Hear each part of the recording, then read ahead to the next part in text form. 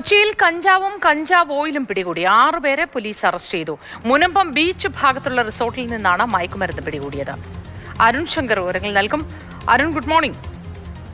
ക്ഷമിക്കണം, പ്രദീപ് ജോസഫ് ആണ് വിവരങ്ങൾ നൽകുക. Pradeep Joseph, good morning. എന്താണ് പോലീസ് ഇതുമായി ബന്ധപ്പെട്ട് പറയുന്നത്?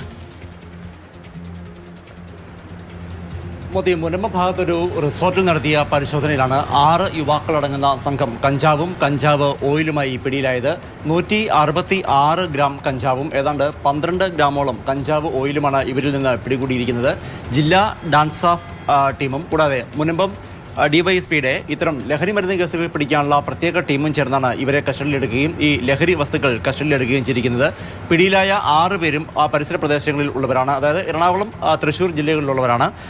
വടക്കേക്കര കുഞ്ഞിത്തൈ സ്വദേശിയായ ജിതിൻ, കൂടാതെ ചെറായി പള്ളിപ്പുറം സ്വദേശിയായ മറ്റൊരു ജിതിൻ, പള്ളിപ്പുറം സ്വദേശി തന്നെയായ ഷിൻഡോ, കെടാമംഗലം സ്വദേശിയായ സാജൻ, കൊടുങ്ങല്ലൂർ സ്വദേശികളായ നവീൻ, കൂടാതെ മുഹമ്മദ് അമീൻ എന്നിങ്ങനെ 6 പേരാണ് പിടിയിലായത്. ഈ പിടിയിലായ 6 പേരും ഈ 29 വയസ്സിൽ താഴെയുള്ള യുവാക്കളാണ്. ലഹരി ഉപയോഗിക്കുന്നതിന് വേണ്ടി ഇവർ ഒത്തുകൂടിയതാണോ അതോ ലഹരി വിൽപ്പന നടത്തുന്ന സംഘത്തിലെ അംഗങ്ങളാണോ ഇവർ എന്നത് അടക്കമുള്ള കാര്യങ്ങൾ അന്വേഷിക്കുമെന്ന് പോലീസ് അറിയിച്ചു.